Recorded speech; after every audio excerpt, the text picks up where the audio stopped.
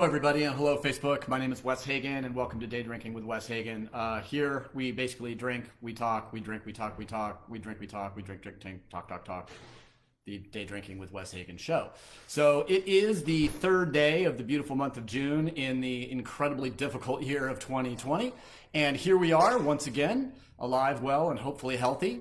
Lots of stuff going on in the world, and I hope you guys all have your head on a swivel and you're watching and doing your best to do whatever you can to make this world a better place. That's all I can ask. And as you know, I don't get specifically political here on the show. And that's because you can get politics anywhere you want. And if you get your politics from a winemaker, chances are maybe you need to reevaluate where you get your information. So I'm not going to try to save the world. I'm just going to suggest all of you, again, keep your head on a swivel and understand what's happening right now. It's a pretty important time in the history of the world and the history of the United States.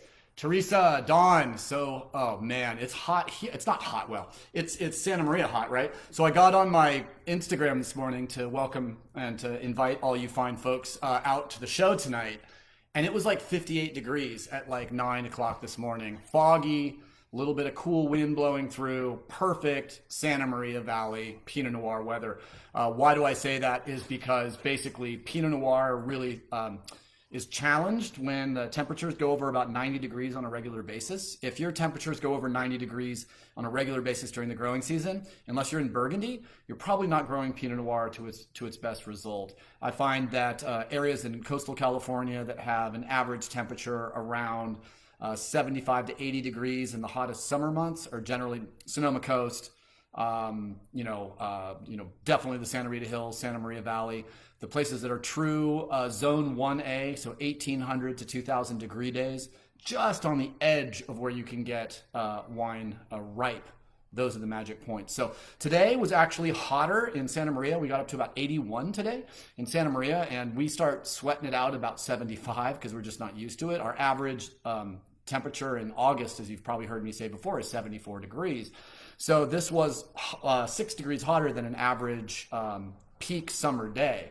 And it was hotter today than it was the entire July and August in Santa Maria, all last summer in 2019. So I am seeing a much advanced canopy out. I was just out at Bendecido doing some videos yesterday, and I was pretty damn surprised to see some 4 to 5 foot canes. Normally I wouldn't expect to see that until mid-July, where we stop sort of the vegetative growth cycle of Vitis vinifera and begin the ripening cycle. If you haven't heard, busted my pinky up pretty bad on a week ago Sunday. So it's been 8 days.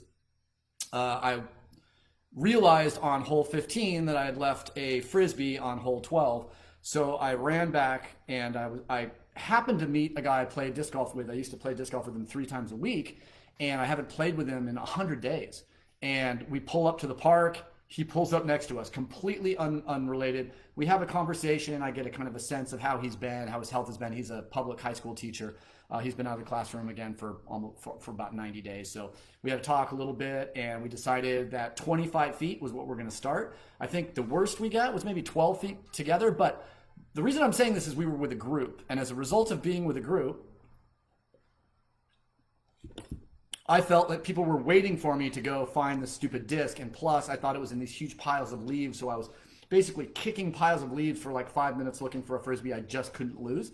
And then I looked past the leaves, and I guess maybe maybe a little bit of working out during quarantine got me a little extra distance off the tee box, and I ended up about 30 feet past the hole. So that's the reason I didn't really trust myself. So I finally found my Frisbee. I grabbed it and I was like, oh my gosh, Nita and Teresa's in the house and Josh is in the house. So lovely to have you guys. Nita, I hope everything is well with you up in Paso. It's probably hot as a pistol up in Paso as well. We were talking a little bit about injuries. So I was running back. I literally jumped over a fence, and if I would have fallen there, I could have really hurt myself. It was just a split rail fence, but stupid me, I'm always thinking I'm 19. Jumped the fence, and then as soon as I hit the hill of grass to go up and over to go two holes ahead to meet my group, which consisted of my wife and my friend Steve. Everyone calls him Wags. Good guy, teacher at Righetti High School here in Orcutt, Santa Maria. And the funniest thing is, so I had I had my Frisbee, I think, in my right hand, and I fell. And I think I just put my hand out, and I think the first thing that landed was my pinky like this, and it busted the PIP, which basically, it didn't bust it. I have a jammed or severely sprained finger. If you saw it without this, you'd be like, dude, what's wrong with your finger? The middle knuckle, especially on the outside, goes out about a half an inch compared to my regular happy pinky. So, we've been wrapping it up. As my wife said, we could go to the emergency room, pay $2,000, get all the, basically everything else. And I have to admit, I did go online and basically Google the difference. How does it feel to break your pinky? How does it feel to sprain your pinky? And I just kept finding jam. So I jammed my pinky. Supposedly I would have been in excruciating pain if I would have broken my pinky. But because I sprained my pinky or jammed my pinky, it only hurts when I do something stupid. Pretty much the way my life works, right? I mean, so yeah, no, I wasn't driving. I was actually, I was throwing Frisbees, and the stupid thing, and my brilliant, beautiful wife, that if I listened to everything she told me and what to do, I would have a much nicer life. She's like, why would you throw 2 Frisbees off the tee box? You only get to count 1, and the second one is going to probably be better than the one you were frustrated for. So just own your first shot. So as you're pulling through and making your first shot, you feel that everything was fine. So no, I was basically running back to find a Frisbee that I'd lost, and I fell on a grassy hill, jammed my finger. The funniest thing is I was having such a good round and feeling so good about it. And Hillary, so nice to have you, and Mark and James and Jim, so nice to have you guys here. Stoked, let's all have a drink and say, hey, it's 2020, and so far we've made it about halfway through the year, which is saying something if you think about all the crap that has basically come down. And Fred, yes, it must be Thursday. Stoked to have you here. We got to go through your Viognier again soon, sir. My friend, doctor of chiropractic medicine, and never forget that chiropractors are doctors. It's very important to give them respect. A magic chiropractor saved me from the worst bout of persistent hiccups I've ever had. I fell off a horse in Big Sur, and for whatever reason, I ended up with just chronic hiccups.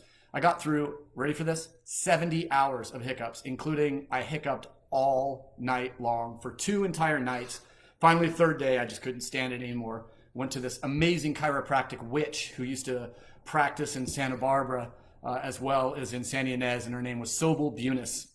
And she was a gorgeous, older, hippie-looking woman who was probably as stunning as hippie women get, besides my wife, when they were young. And she would just be like, boom, boom, boom, boom, bam. She adjusted my sternum, and 70 hours of hiccups.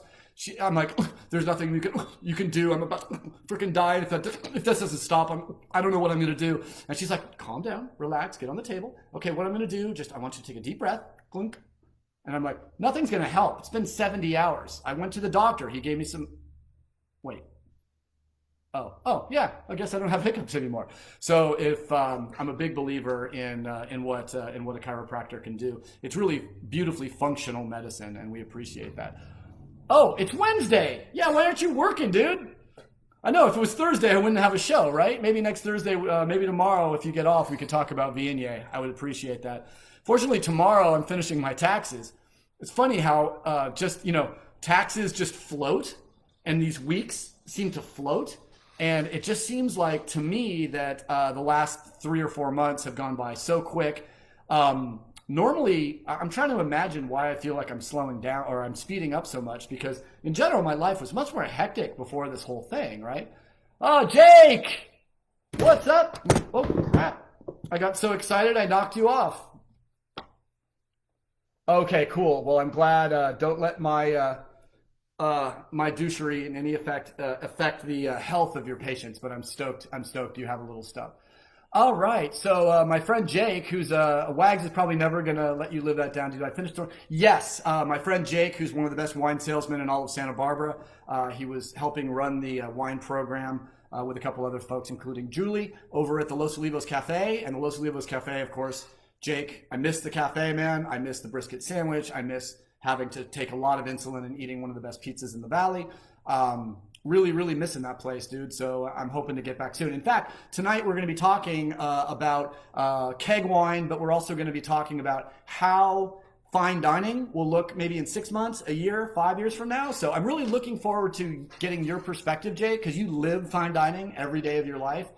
When your restaurant was open. So I want to talk a little bit about regionality. I want to talk a little bit about price point, where ultra fine dining, high-end Michelin star restaurants are going, where fine dining is going, where dining is going, where I probably won't talk about fast food because they don't serve wine if there's no alcohol, unless you're in Germany or France, where you can sometimes get a beer, or I don't know if you can get wine. But we're talking about kegs. We're going to talk a little bit about all this, and we're going to bring in our Instagram folks. If you haven't been here before, we start at 5 o'clock when I start the Instagram feed.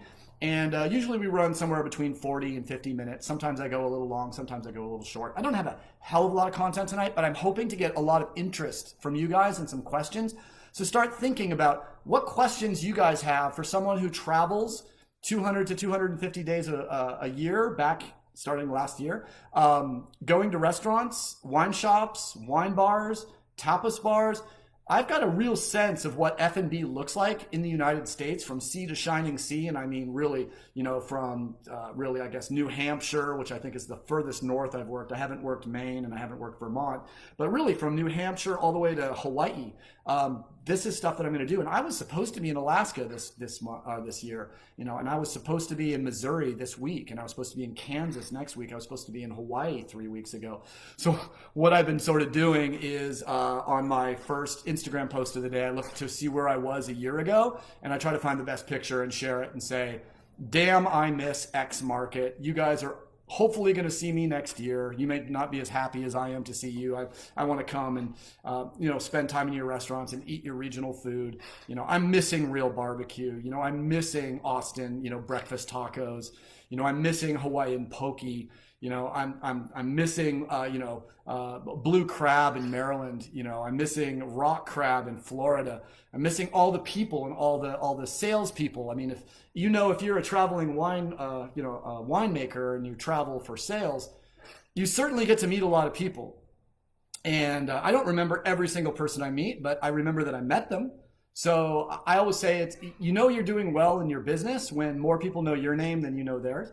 But that's sort of kind of a crappy way of looking at it. I wish I had a memory like my friend Andrew Turner, who took over the hospitality at Clo Pepe when I left. One great thing about Andrew, he had a photographic memory for names. He would meet someone at one little event where 1,000 people came through our tent, and he would be like, Jim, right? Jim, wow, yeah, we saw you at World of Pinot Noir 2 years ago. Hope everything's good. I know that we sent you out a wine club shipment, and maybe you didn't like one of the wines. I was like, man, I wish I was like that. I've got my own skill set. We got about 2 minutes before we'll fire up the actual show. So I would like to suggest that we all take a nice long draft.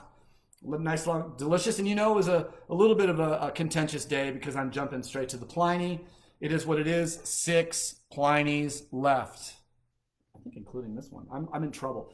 I went onto the Russian River Brewing website and tried to get their special deal they released for the first time, Pliny the Elder in cans, and it's Pliny for President. So it's basically this red, white, and blue can. It's going to be so insanely collectible. Of course, you didn't want to save one because it doesn't age. This is the first beer I ever saw that said, drink me now. Like, don't let it happen. So yeah, so there you go. And I agree, Teresa, Andrew was awesome. And Dave is in the house. All right. No, to finish the story, Jake, because we're about to go live, I did finish the round with my left hand and suffered for it.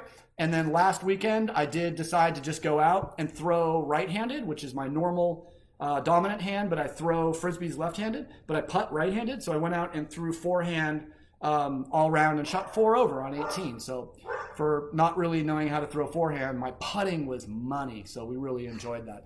All right, I'm going to take some deep breaths, take a nice big drink. You always know when I'm drinking Pliny when my blood sugar's a little low before the show. So I started at 87. We'll see where we are at the end of the show. It's sort of kind of fun math, playing fun with math. I would say 500 milliliters of Pliny the Elder has about 25 grams of carbohydrates. Cool, awesome. We got a lot of people here ready to rock. My blood's even lower now. Check that real quick. Go on back. We're ready to rock. All right, all right, all right. Let me go down, make sure we've said hello to everyone. John's in the house, and Anne-Marie's in the house, and Michelle's here, drinking some smashed berry red with some beef stew and salad. Gosh, you're always 102 degrees in Santa Clarita, California. Before Santa Clarita had its own show about eating human flesh, we had to describe it in proximity to Six Flags over California. Getting a 17 Edna Valley 3 Vineyard Pinot. Love me some Edna Valley. 15 Melville Block M. Going high end, Mr. John. I think Melville, they were my neighbors. We were in cahoots and we were in competition, but I will say that I believe Melville represents some of the best value in the Santa Rita Hills of any winery. All right, let's bring our Facebook friend or our Instagram friends in. All right, we are live on Instagram, and you know what that means. It's 5 o'clock, and it's time for Day Drinking with Wes Hagen. I'm going to click on this right here because I am not a 12-year-old girl. I do not know how to do this instinctively, and I don't know why, but I seem to have lost my video. There it is. Perfect. Cool. So I want to let you guys know what we're doing on the show tonight. We're going to continue our conversation about vessels and kegs. We're just going to, we talked Monday, kind of ad infinitum about every single container in which you can pick wine, pick grapes, transport grapes, crush grapes, and make wine. So what's really cool about that is we're done. So we don't have to talk about, I did get a couple questions about toasting barrels. One of the questions that came in right as we were finishing up is we were talking about the Romans using barrels in the 1st century CE. Yes, the 1st century CE during the reign of Julius Caesar. The Romans would bring wine to trade with the Gauls, and the Gauls would trade for this wine, and then they would bring it up the Rhone estuary to trade for lumber and honey. But were those barrels toasted? They probably were, and I'll tell you why. Is because if you want to bend oak, you either need to steam it or you need to toast it. So my feeling is I don't know what the steaming technology was. I'll have to look into this. My guess is there was probably some influence of fire on the interior of that barrel. I just don't know what it is. So that was a really good question, I think, from Jennifer Mackey on Monday. So I do want to make sure when I get questions, I'll either answer them in the comments, or I will make sure to answer them on the next show. So where are we going today? We're going 2 places. We're going to talk a little bit about, we're going to taste, and we're going to enjoy and sort of discuss a 2016 Chardonnay that was a keg sample that's been in my sample room for 2.5 years since that wine was even available. So am I just interested in tasting the wine? Do I want to share it with you? Or do I think it's really time to drink a wine that was not put into bottle as a finished wine, but as a keg sample? My feeling is all of them are correct. Anytime you ask any multiple choice question, generally the answer is yes, all of them. Remember, nature says no, wine says yes. 2020 says no, wine says yes. And so does beer, right? I mean, I put a kind of a funny little meme up on my Facebook page today, basically about Yellowstone exploding, and we're 40,000 years late for a catastrophic super volcano event. And if that doesn't mean have a beer tonight, I don't know. I don't really know what is. Sometimes I think, say that there was a politician. I don't get political on the show. Say there was a politician. Say he didn't drink. I'd be a little worried he wouldn't have a way to really kind of just calm down in a time where he really needed to calm down. That said, we're done with politics. We're talking wine. So let's open this bad boy and give it a shot. So again, 2016. This wine is predominantly from the Biennacido vineyard. Also has some Sierra Madre and some Gary in it. Might have a touch of Solomon Hills. I would have to look back on my notes. But this is a blend of at least 3, if not 4, Santa Maria Valley, American viticultural area Chardonnays. Santa Maria Valley in 10 seconds. Cool, foggy, windy. Cool summers, cool nights, not as cold as Paso, but we have a good diurnal shift. We have great fog, wind. The vines sometimes don't even wake up till 10:30 in the afternoon when the sun finally breaks through the fog, start photosynthesizing till maybe 2 or 3 in the afternoon. Those winds start whipping off the Casmalia Hills down into the Santa Maria Valley. And then the Santa Maria Valley, probably I would say 2 to 3 hours on average during the growing season a day. The vines go through full stomatal closure. What the hell does that mean? That means that the vines are experiencing such incredible wind stress and losing water vapor out of the stomata of their, because a grapevine will open the stomata on the back of the leaves to expel water vapor as a byproduct of photosynthesis. So how the hell does a grapevine absorb water? Does it have a pump? Are you telling me water just moves up the root hairs into the roots, into the taproot, into the trunk, into the canes into the shoots, shoots into the leaves? How does it do it? It wicks. So the most important thing to understand is as the water vapor is expelled through the stomata of the back of the leaves, that dries the system out to cause osmotic pressure to absorb the water through the root hairs, as well as through the roots, the taproot, the trunk. So think about it like a paper towel. Paper towel dries out at the top.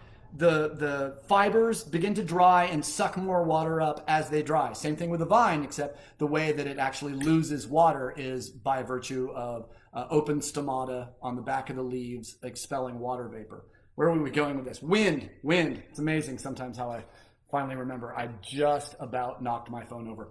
Okay, so the way it happens is when wind gets about 20 to 22 miles per hour in a vineyard, the vines are losing so much water vapor by virtue of having it ripped away from them by the wind. You know how you feel desiccated in the wind? Well, so do vines.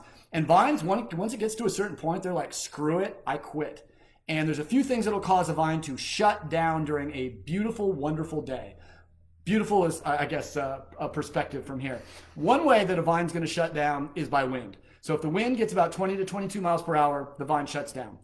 No photosynthesis, no accumulation of sugar, so no ripening, and almost more importantly, no loss of acidity by virtue of the acidity sort of respiring out of the grapes too. So strong wind in any region is going to actually slow the ripening curve, which is great because we are going to still get some ripening as a result of sunlight on the fruit changing the phenolic chemistry of the grapes. So the more sun you get on a fruit without burning it, the less vegetal and the less herbaceous the grapes become, high-toned red berry fruit in reds and more sort of white floral character in whites as a result of proper canopy management, proper sun flecking. So here's the deal. Wind is number one, will shut down a vine. The other thing that'll shut down a vine is about 102 degrees. At about 102 degrees, the vine goes, dude, done. Stomatal closure, vine shuts down as a result, so it doesn't lose too much. What is the ultimate temperature? What do you think the ultimate temperature for maximum photosynthetic capacity? On a sunny day, there is a temperature where grapevines are the most efficient of any temperature that is. 81 in the wine ghetto in Lompoc. That's warm. So I'm just looking at temperatures. At least it's and welcome to all the folks that are just coming in. We'll say hello to you in just a second. Any idea? Any idea on how warm it is? Do you think it's what it is today, 81 degrees, which is exactly what it is up here in Santa Maria? Or do you think it's hotter than that? The answer, 3, 2, 1, is 87 degrees. 87 degrees Fahrenheit. And let's just give up Fahrenheit. Man, can't we just go straight away from this whole imperial system? But at 87 degrees, grapevines reach their maximum photosynthetic capacity. So if you're out in a vineyard in a beautiful 87 degree day in Paso, which was like 2 weeks ago, you can actually almost hear the grapevines growing. It's amazing that way. All right, so we've got wine. And Peter and Mary Rogers are here. Welcome, guys. You know what? I forgot a glass, so I'm going pirate tonight. I'm not gonna waste your time. It smells fresh. It smells a little hazelnutty. You've seen winemakers go straight from the bottle, right? What do I look like, a role model? I am so fancy. Can you feel my fanciness? I can feel it. All right, so what am I tasting? Well, first of all, a 2016 Santa Maria Valley Chardonnay should be absolutely just beginning to show a little bit of a reduction of the primary fruit character. When I say primary, it's a nice way that I don't have to be like apple and pear and nectarine flesh and all the things that you're so sick of me saying. Those references don't really get us anywhere. When I say primary, I'm talking about fruit extract. So whatever fruits you want to smell in the wine is up to you. For me to tell you what to smell in the wine seems disingenuous and, to be honest, kind of a jerk move. So what I'm going to say is the wine still has quite a bit of primary fruit. I swear I'm like tempted to like aerate it into my mouth. Should I try it? Why not?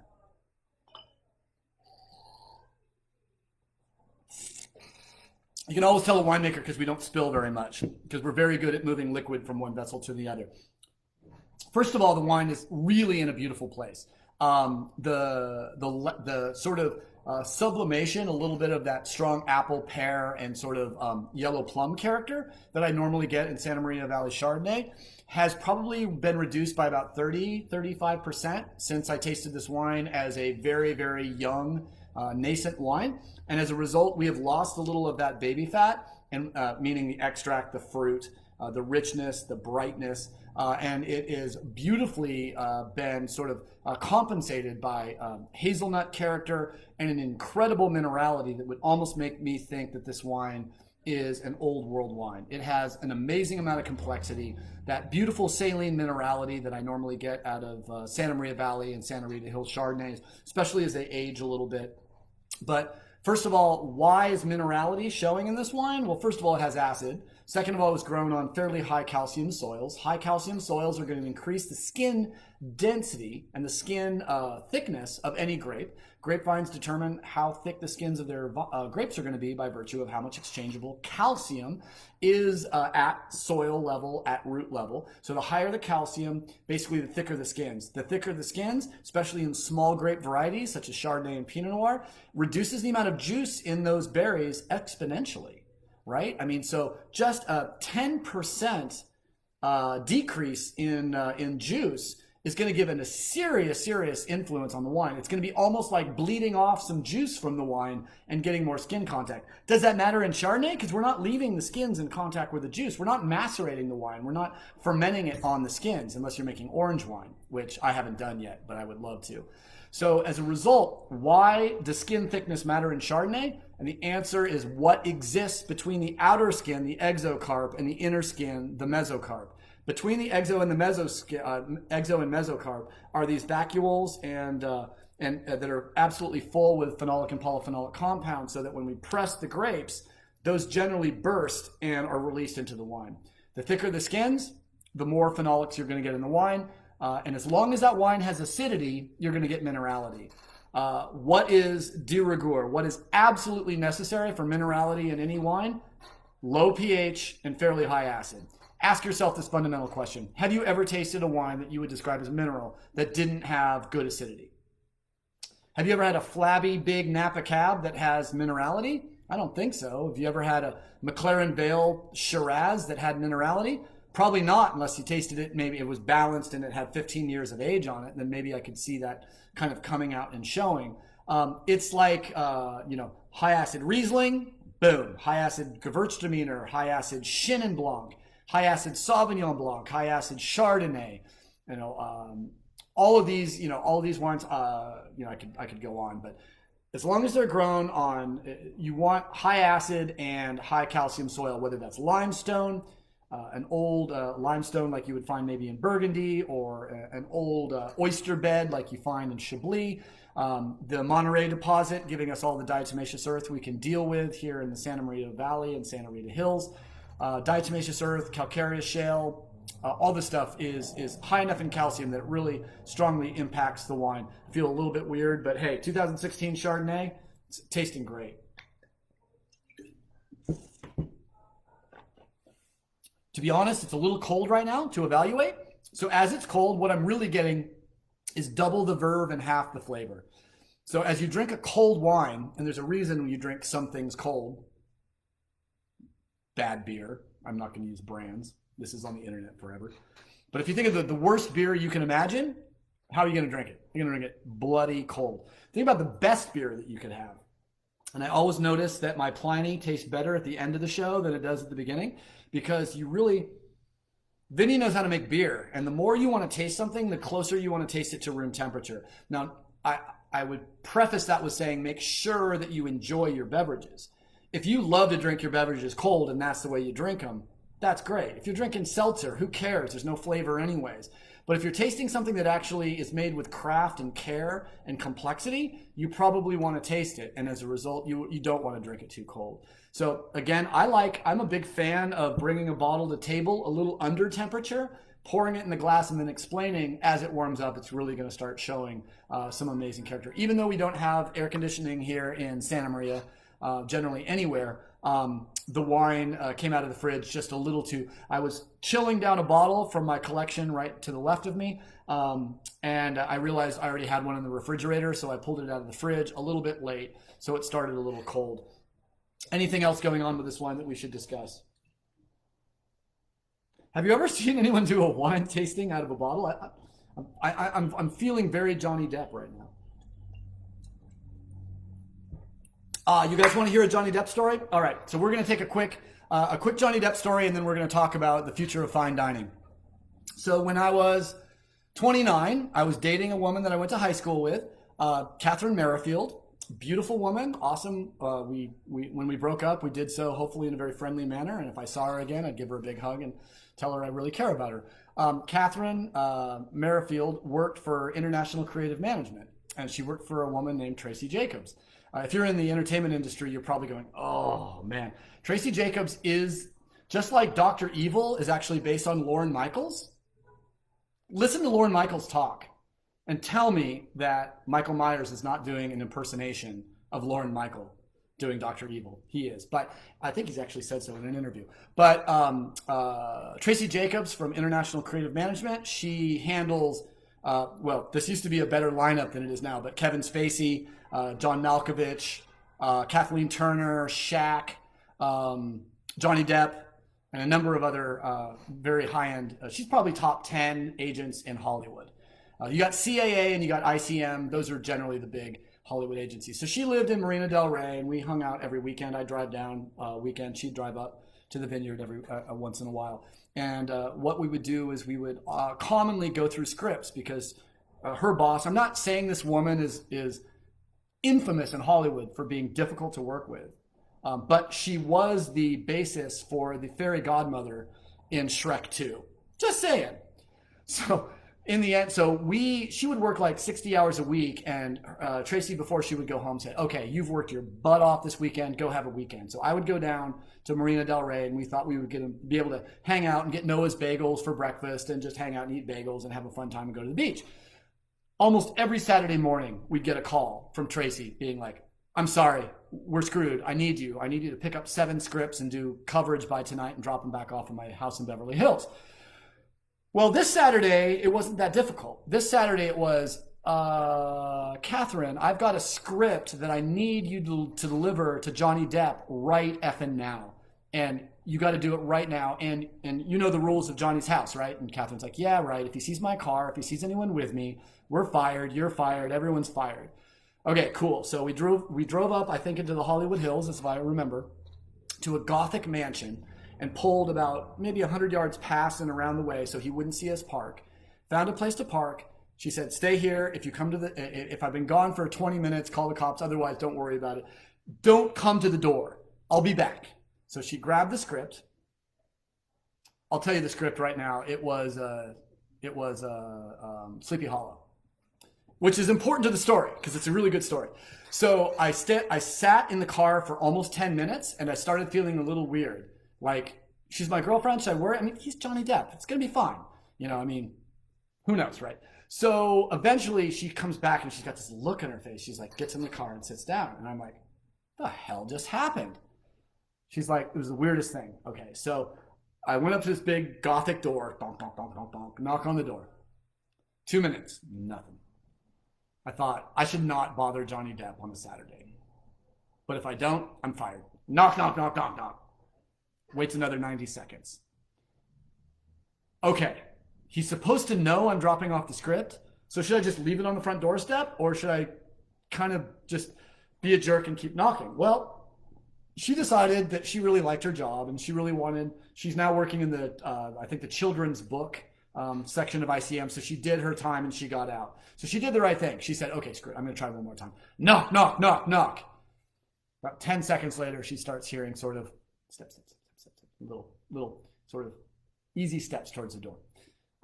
So she's ready there. She's preparing herself to see Johnny Depp, like, you know, any woman who graduated in 1987.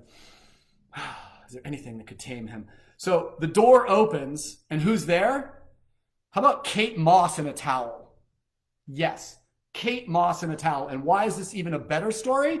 Because as far as I remember, and as far as I know from my vague and horrible knowledge of like the Hollywood rumor mill, that script given to Johnny after he read it and decided he wanted to be Ichabod Crane, when he took that position and he went to go film the movie, he kind of fell for Christina Ricci and broke up with Kate Moss.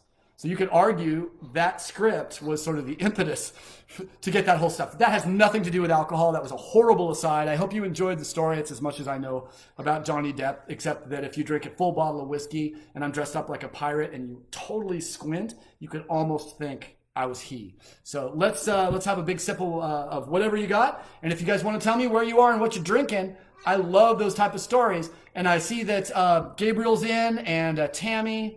I hope you are well, and my favorite dead lioness, Ms. Karen, is in the house, and Garcia and El Sailing and Mercer Imports. Mercer Imports, welcome. So stoked you guys are in. And Jimena Voice and Smoky Sauvignon. Ha ha ha. And we've got Mr. or Mrs. Braun. I won't judge. That's fantastic. Yes, that tangent could be called Sleepy Hollow. I like that, Travis. Travis Proctor, ladies and gentlemen, winemaker extraordinaire. You know, it's actually getting a little bit warm in my house. It must be 73 degrees in this house. Getting a little glow. I'm not really feeling the vapors yet. If it gets like 95, I think it has to be 95, and I think you have to be surrounded by like what are they, mosquitoes and chiggers or something? I don't understand the South. Someday I will understand the South, but for now I'm just stoked. It's only 73, but I'm feeling a little moist. Oh, and the Pliny is perfect. It's like 65 degrees and just epic. Every little note in that wine, that beer is singing. Really, really beautiful. So what are we going to talk about tonight outside that beautiful Chardonnay that we tasted? I want to kind of try to pull some ideas from you guys, right? I want to make sure, yes, Tammy, I broke up Kate Moss. No, quick last story, one sentence. On one of those other weekends where we got a stack of scripts, if you know anything about Hollywood, you get these scripts and you give them, the important people give them to their assistants, and their assistants do what's called coverage. You get a cover sheet, you read the script, you put the cover sheet on it, and you basically say, this would not make money, this would make money, this is going to make a lot of money, this is horrible, this is decent, this is fantastic. I had the slush pile, and I pulled out a script, and I read it, and loved it, and actually wrote the coverage to begin with, which Catherine redid as coverage and submitted it to Tracy, greenlighted the project, and that project was Ally McBeal. So I actually did the coverage for Ally McBeal in the pilot, and the pilot was brilliant. So there you go. Last thing about Hollywood I'll talk about. So it's better to talk about Hollywood than politics, though, right? So let me refresh. And Karen's in the winery drinking Blanc de Blanc. Sounds like somewhere I would like to be. That sounds absolutely fantastic. Do a quick little check. See where all of you guys are and what you guys are doing, and then we will jump right into a little bit about the future of dining, and which I want to talk about. All right, we've got Mark's in the house. Anne-Marie came in, Travis came in while I wasn't, and Doug and Matt, Jake, Eric, Ozzy, a drink of me. Of course I will. Let's do it, baby. I have to give love to Eric. Much love to your Minnesota Vikings. Minnesota's having a hard time right now. I know there's some hell of a good people in Minnesota, and I look forward to going back at a time where that state is feeling much better about itself and much better about the kindness that I know that is part and parcel of the normal people of Minnesota. So miss you, buddy, and I'll say I hope the Vikings do well. And I thought I was wearing my 49er shirt. I was wearing it earlier. I decided to be NFL neutral here, but you know, I think we'll have a great year, both of us, and we'll probably see each other in the playoffs again. Awesome. And Dave's in the house, everybody else coming in. Really appreciate everybody being here. Cool. So let's talk a little bit about basically what I see as far as trends. We got some lovely other people. Oh, we got Josh in the house. Josh, our friend, our first responder in San Diego County. Thank you so much for keeping us safe. Jennifer Mackey, I was talking just a little bit, and I see Stan is here and the Widgers are in the house. Said, I think I read a question you had about toasting barrels, and I did talk about that earlier in the broadcast, so you might want to go back if you weren't there. Liquid Farms Rosé. Wow, that seems to be a popular one tonight. It is the rosé day, right? Rosé all day, especially when it's warm. I love that. 84. Venturi pour in the mouth. Zin Man liked that. I'll have to revisit that.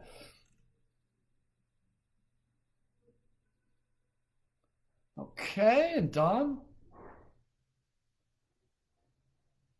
Yeah, so Nick Profaci is talking about why, if we lose flavor and aroma, do we chill reds and or whites and rosé? And the the answer is refreshment. I love the word refreshment. I also love the word recreation, because it means to recreate your life at any moment. You need to recreate your life, go find some recreation. You ever thought about that? It's pretty cool. But yeah, no, so I think that refreshment is the reason why we drink wine sometimes, and we get a little bit too intensely attached to complexity, flavor, and somewhereness. Sometimes we just, and I think the wine industry has figured this out. And the French had figured it out 500 years ago when they started using the terms vin de plaisir and vin de gale. And vin de plaisir is a wine that is meant for immediate consumption out of a jug, out of a keg, out of whatever, beer de plaisir. So the idea, and then vin du gale, de garde. Vin du gale would be a wine that is meant to be laid down. Echezot, Latache, Romani Conti, Le Pen, Lafite, Chateau Angelou, anything that is meant to lay down, whether it's, so I love the definition. And I think the best that anyone's ever done is the Australians in explaining this, that in the Australian wine industry 20 years ago, they started saying, if it's under $20, drink it. And if it's over $20, lay it down. And I think that kind of focus in the Australian wine industry, starting sort of in the mid 90s, I think really let me know that maybe California is not spending enough money to really teach people kind of like an easy way to drink their wines, because it has to be simple. And I love that if it's under 20, drink it. If it's over 20, lay it down. I think that pretty much works for California wine. If you're spending less than $20 for a bottle of wine, there's really no reason to lay it down. But I will say, laying sub $20 bottles of wine down, in my experience as a wine drinker and a wine collector, normally gives me more quality and flavor than I deserve for that price. I mean, I used to buy Jabolet and Perrin Côte de Rhônes at Costco for $7 and change. And I would buy 2 cases at a time and lay them down. And some of those wines from the 90s are still alive. Get a good vintage. This is the key. If you're going to buy a cheap wine, wait for a great vintage in Europe, and then buy the cheap wines in Europe and lay them down like they're Grand Cru. You might be surprised how good those wines can be after 10 years in the cellar. Now, I wouldn't trust a Côte de Rhône, over 12 to 15 years, but hey, why not? It was $8. Might as well just throw the dice. I mean, if it drinks like a $100 bottle of wine, you just got a 12x investment value on the money you put down. So I love it. I absolutely love it. Cool. So let's talk a little bit about dining. So as I mentioned earlier on my sort of preview on Facebook, I travel about 200 to 250 days of the year in a regular year, 2019, 2018, 17, 16, 15, selling wine all over the country for J. Wilkes. We are in 47 states right now, and I get to about 30 of them every year. I always go to our top 10 markets. I try to hit our top 20 markets to make sure, our top 20 states, and then we'll move into the hinterlands to try to encourage people. Because what I have found, this is very important if you're in the wine industry, to realize that you always got to fish where the fish are biting. So where are the fish biting? Sometimes I find the B markets are much better places to sell wine than the A markets. Go to Manhattan as a winemaker. Try to get appointments at Per Se. Try to get appointments at 3-star Michelins within Manhattan. When you finally do show up and you get your appointment with whatever broker managed some black magic effery to get you there, you're 7 deep at the bar with people pouring 12 wines for the sommelier there, and then it's your turn and you pour your wines and you hope maybe that they love them. And if you're really, really lucky, they'll ask, hey, can I get a 6-pack of this? Or can I get a 12-pack of this? I'll put it on the list. There's no way. I mean, going in and being like, oh man, I love this wine so much, I'm going to displace my by the glass domestic Chardonnay for your wine is like 1 in a freaking million.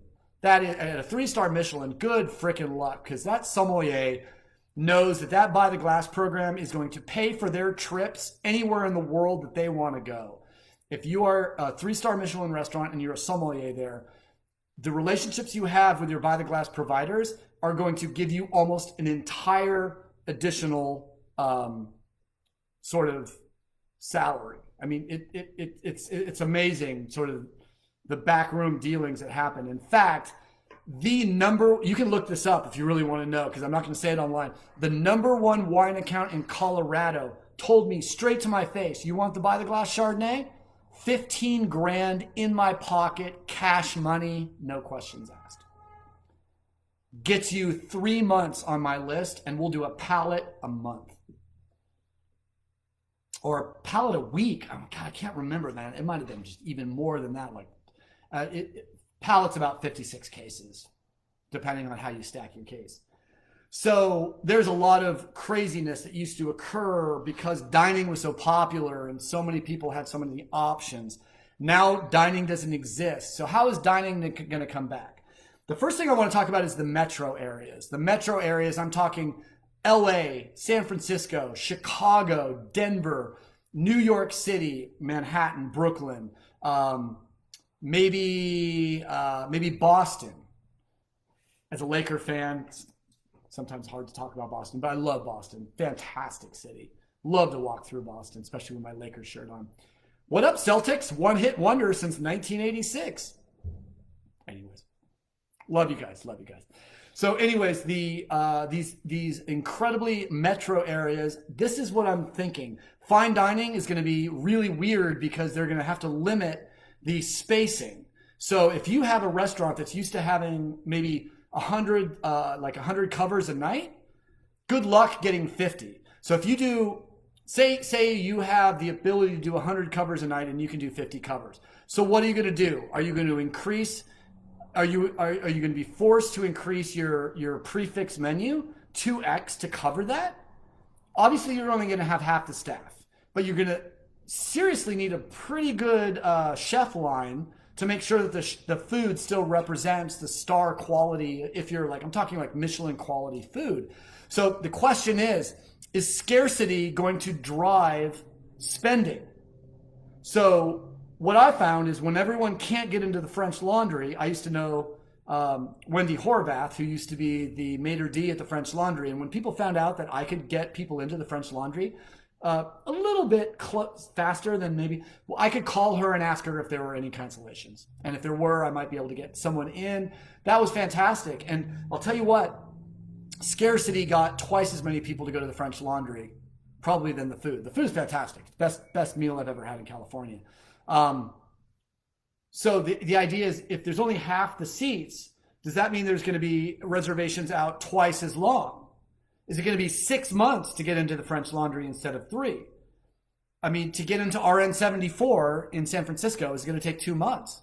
And if it takes 2 months, is it going to do to rich people what most exclusive things do, is get everyone to jump in and say, I got reservations? Is there going to be a new system where people are going to be brokering reservations? Like, I got a reservation for 2 weeks at the French Laundry, $800, it's yours. I think this stuff could happen. I think at the very high end of fine dining, scarcity might actually make those restaurants fly, because the people that go to those restaurants they're very turned on by the idea that no one else can get in. So scarcity will drive some restaurants probably to be even more popular and harder to get into. So let's talk a little bit about sort of one step below fine dining. I think what's going to have to happen if you are serving less than 50% of your regular, first of all, I want to mention that my wife, who lives in a wheelchair most of her life, is incredibly stoked about all of this 50% or less occupancy in restaurants. Because my goodness, if you've ever brought anyone in a wheelchair, maybe your grandmother or a disabled friend, into a fine dining restaurant, normally they're going to be like pushing people together and trying to get your wife. Well, she would roll herself because she really doesn't like me rolling. But to get her to a chair and to be comfortable and find a place for her service dog is incredibly difficult. So 50% of the tables in restaurants, whoop, whoop, we're going to be going out twice as much as a result because my wife is going to be stoked. Second is that the restaurants that are bistro style, fine dining, but between gastropubs and the edge of fine dining, those restaurants are going to permanently rely on takeout and permanently, I think, rely on the change that we've had fundamentally of not being able to go out. We're going to stay in more. We're going to drink more in, we're going to eat more in, and we're going to enjoy. We have found that there are certain pleasures of being at home that I don't think are going to change. So I'd say from bistro to the edge of fine dining, it's going to really rely on a hybrid model of getting people excited about coming and eating in spaced out areas, especially outside. And I love what Santa Barbara's doing. Santa Barbara has shut down parts of State Street and allowed the restaurants and the businesses to put tables out there for proper social distancing. This is a fantastic idea. So, and I'm not really into like cars on my main streets anyway. So let's shut down Main Street and get people walking and turning these places into pedestrian walking in areas. I think it's a fantastic idea. I think it's absolutely great. And then as far as neighborhood restaurants, I think neighborhood restaurants are going to also have to follow the hybrid model to really encourage by Groupon and coupons to get people that were used to getting incredibly good deals because restaurants were sucking wind during the pandemic. Once we're safe to come back together, well, that's a different story. I think what I'm really talking about is 2020 and what's going to really happen. But those restaurants, I think, are going to really be very incredible and really important to do. So I'm looking forward to that.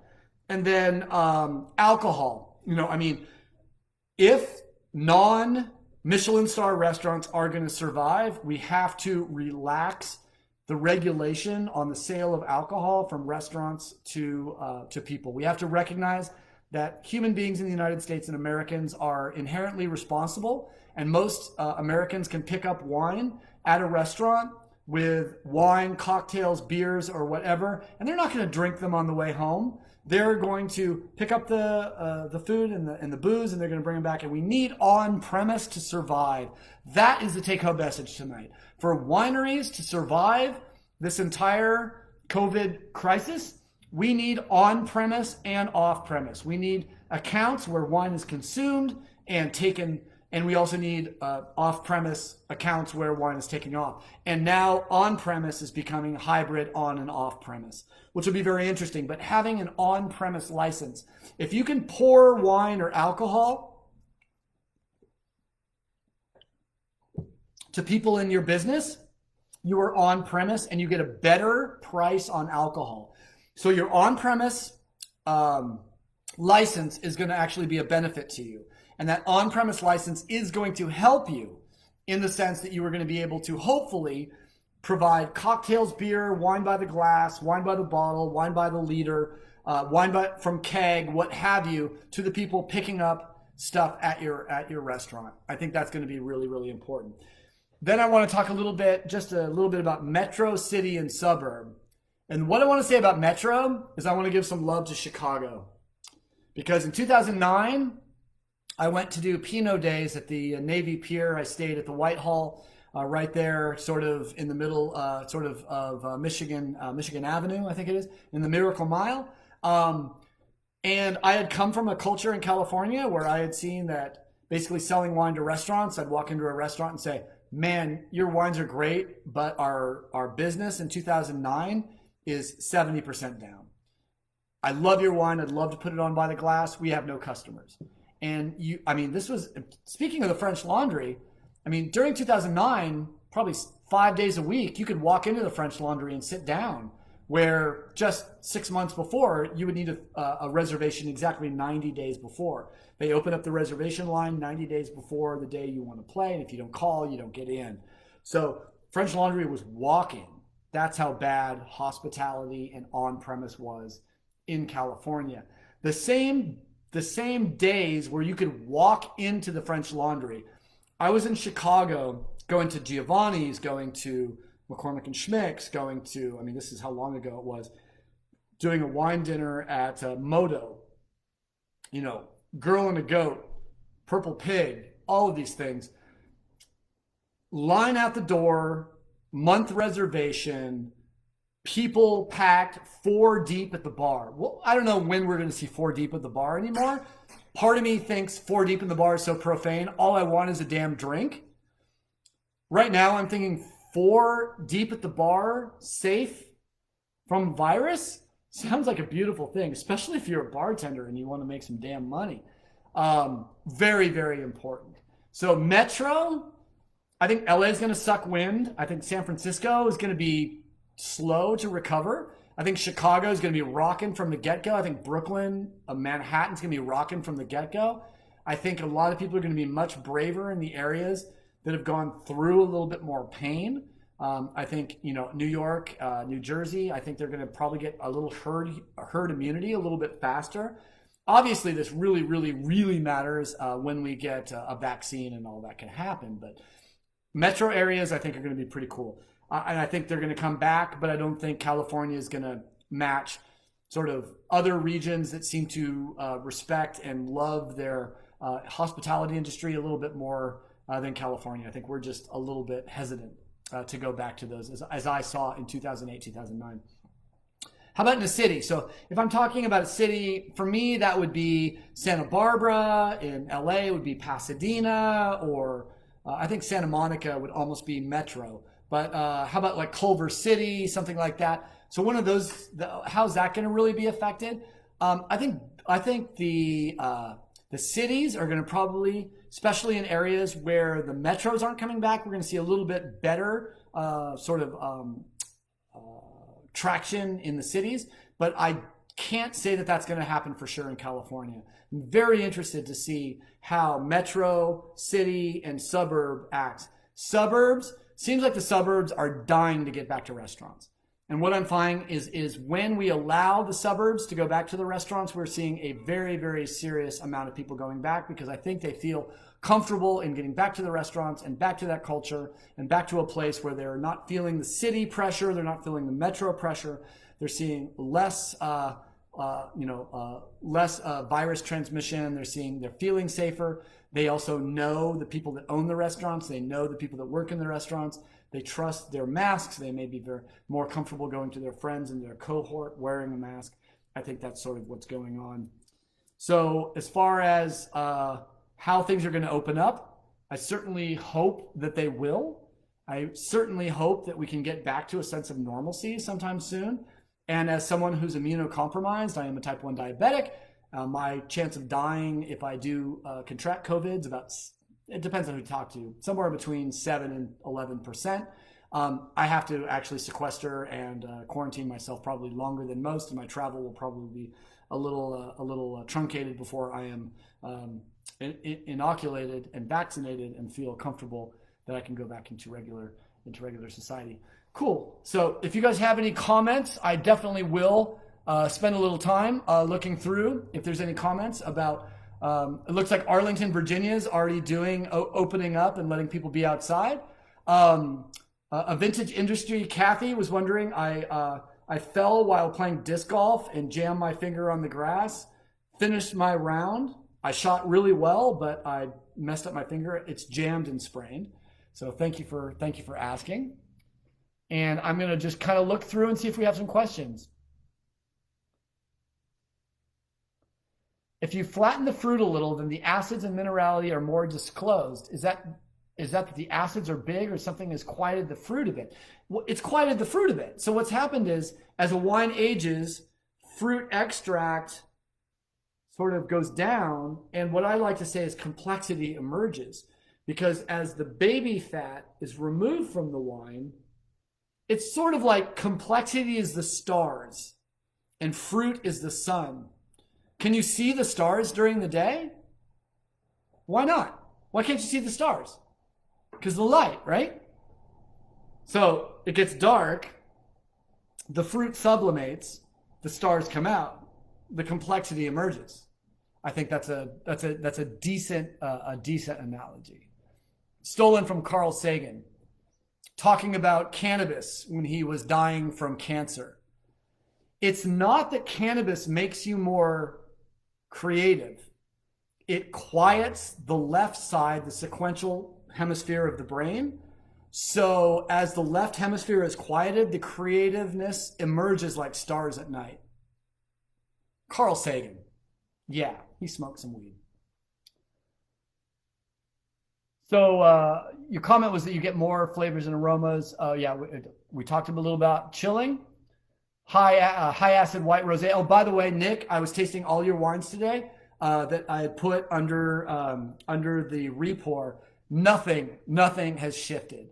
Your wines are as stable as mine, and they're good under repour for at least 7 to 10 days. So very, very nice. And a Casa Dumetz white.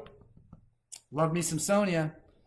If you ever want to see Sonia and I together talking about wine, check out The Lip TV and look thelip.tv and search on thelip.tv or Wes Hagen, Sonia Majewski, and then The Wine Down. The Wine Down, 3 words. And we did a couple shows, and they're really, really good. High acid will hide or overwhelm the fruit. This is the reason why sometimes a high acid white may be back sweetened slightly to balance the fruit. Yes, and we can back sweeten a number of ways. You can leave a little sugar in your wine at the end of fermentation by filtration or adding some SO2, or you can do what we do, which is to use a moutet. And a moutet is filtered juice pre-fermentation that has been frozen or refrigerated to keep it from fermenting, and then we add the original juice back to the wine to back sweeten it, and I love that stuff. Marble Double White, Albuquerque. Man, I love New Mexico. The only vacation I took this year was to Santa Fe, and I really enjoyed myself in winter in Santa Fe. Between the museums, the food, everything else, I'm a big fan of New Mexico. Oh, I'm glad Nick is enjoying a 17 Ballard Lane Zinfandel out there in Gardner, New York. Fantastic. And we're having a Saint-Trifon Mourvèdre from the Texas High Plains. Go Fredericksburg, man. Go Hill Country. The Reds, some of the Reds out there are getting me a little bit of a perfumey character, but man, I'm sure they're going to be making amazing wines out there, Bob, and I'm sure they're getting better and better and better. Out in Gardner, New York, it's a balmy 67. As it's cooled down here to probably about 75. So everything. Nice thing about heat in Santa Maria, if we get 100 degrees in Santa Maria in August, it'll be like 48 at midnight. So open the house, rinse and repeat, boom. Oh yes, Brett Varner. So Brett Varner, who I went to college with at the University of Redlands, and I believe we were both creative writing majors, so we write really good tasting notes. He's challenged me to write a short story, and I've got the concept. I just haven't pulled the trigger. How long does it take? The problem with a short story reminds me of who was it? Woodrow Wilson, I think, said, if you want me to speak for an hour, give me 5 minutes. If you want me to speak for half an hour, give me a half an hour. If you want me to speak for 5 minutes, give me a year. Because to be pithy is difficult. So to keep a short story under, 400 words is going to be intense. And Marion and Jim, welcome. I'm glad you're both drinking Pinot Noir. Otherwise, I'd have to go back and teach high school. And Jennifer Mackey's talking about how she was so surprised in France how much wine people get from tap on Le Bag-in-Box for everyday drinking. We forgot to talk about bag-in-box during our vessel. So let me give you 2 seconds on bag-in-box, which I think it is absolutely the best way to drink wine under $5 a bottle. Like if you want delicious, fresh, vin de plaisir, putting a wine in a bag-in-box is absolutely the best way to drink it. Put it on your counter, put it in your fridge. It's good for a month. There's no oxygen ingress. Me and a quick story I might have told once, me and 4 wine judges at the LA County Fair acquiesced to do a test in front of a studio audience of 200 of tasting wine from 750 bottle cork, 750 bottle screw cap, 1.5 liter screw cap, and then bag and box. And all 4 wine judges all rated the wines almost exactly the same. One wine judge flipped their 750 and 1.5 liters as number 3 and 4. All 4 wine judges chose bag and box. This was who was the producer?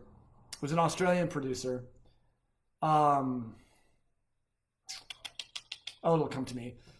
Big Australian producer. They produce wine in every vessel you can imagine.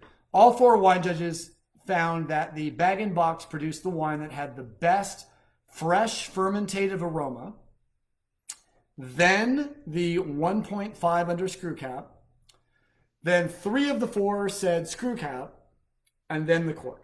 So that kind of gives you an idea that bag and box makes some pretty amazing wine for everyday drinking. That's for sure. Darkwater Winery, Santa Rita Hills Pinot in the house, tasting fantastic. 6 hours in the decanter. Man knows how to decant.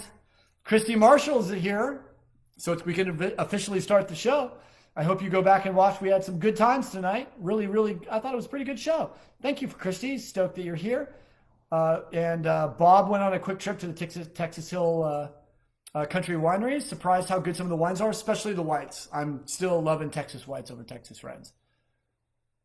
Yes, clean and disinfecting between seatings absolutely is going to be incredibly important, James. Thank whoever assigned us to the Velvet Rope VIP area at the J. Wilkes on her birthday. That's how we treat everybody, brother. Hospitality is as hospitality does. I had some fried shrimp last night, and it was very tasty. Yum, yum, yum. All right, debuting the J. Wilkes Rosé in the tasting room. It got labeled.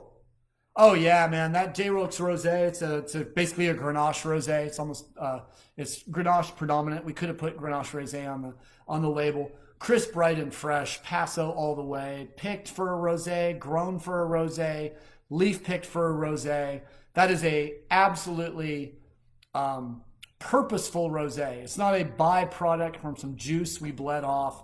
That is a beautiful 2019 Grenache Rosé from Paso Robles Highlands District, and I think people will freaking love it down in Santa Barbara, especially as it warms up.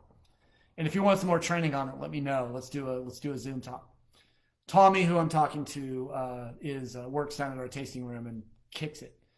Absolutely killing it. Oh, Stan, I miss Pinot days too. Those were fun days. I understand they may be coming back in 2021. We might see definitely LA, maybe San Francisco, and if they go to the East Coast, it'll probably be Manhattan. Although I prefer Chicago.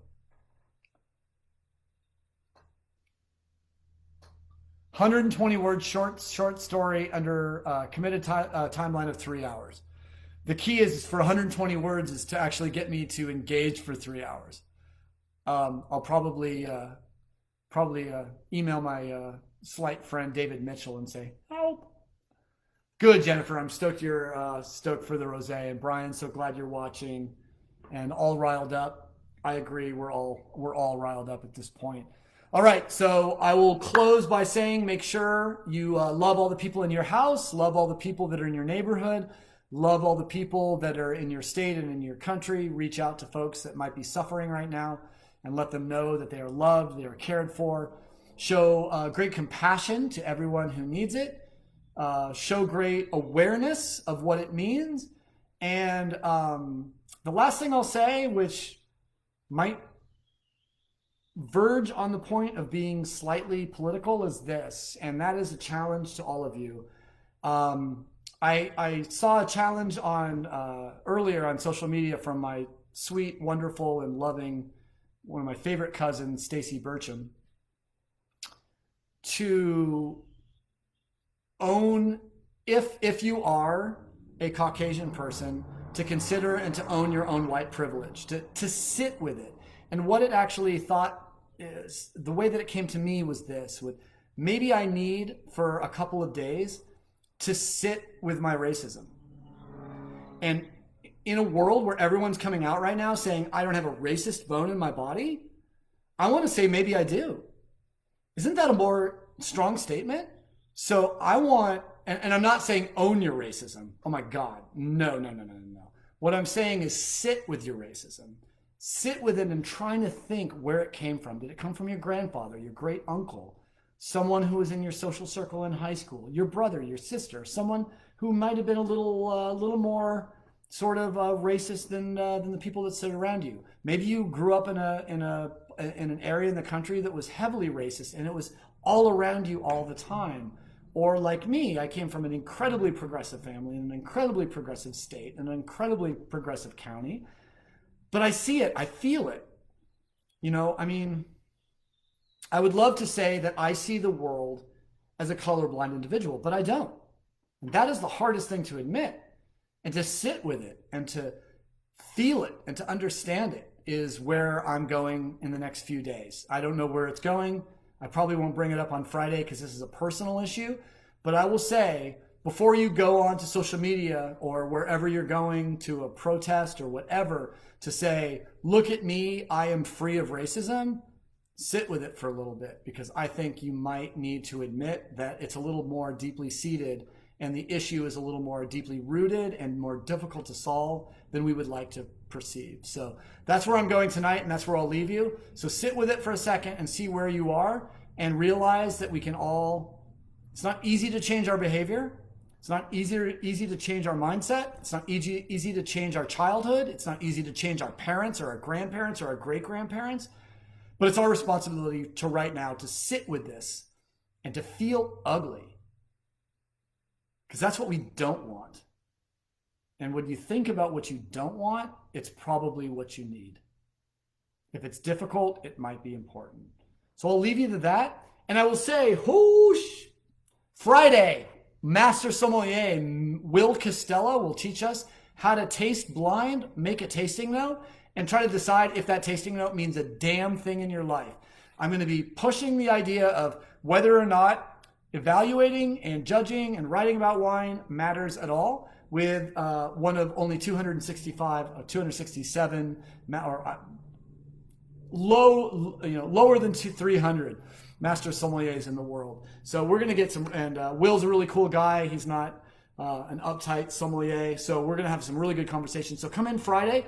I'll post the Zoom link on my Facebook page. And the last thing I'll say, this is going to be the last Facebook Live that I will broadcast through a third camera to my regular Wes Hagen Facebook page. I'm going to be moving everything over to J. Wilkes Wine Santa Barbara and Instagram. So if you are on the the Wes Hagen Facebook page, you're going to need to move over to the J. Wilkes Wine for Friday and or for all subsequent shows. Hope you guys had fun tonight. I certainly did. Thank you again. Take good care of your neighborhood. Take good care of your friends. Take care of your family. Do something important tonight and make the world a better place. Let's go. Love you guys. Take care.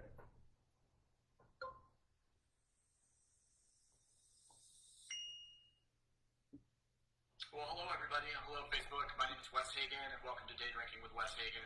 Here we basically drink, we talk, we drink, we talk, we talk, we drink, we talk, we drink, drink, drink, talk, talk, talk. The Day Drinking with Wes Hagen show. So it is the third day of the beautiful month of June in the incredibly difficult year of 2020. And here we are once again, alive, well, and hopefully healthy.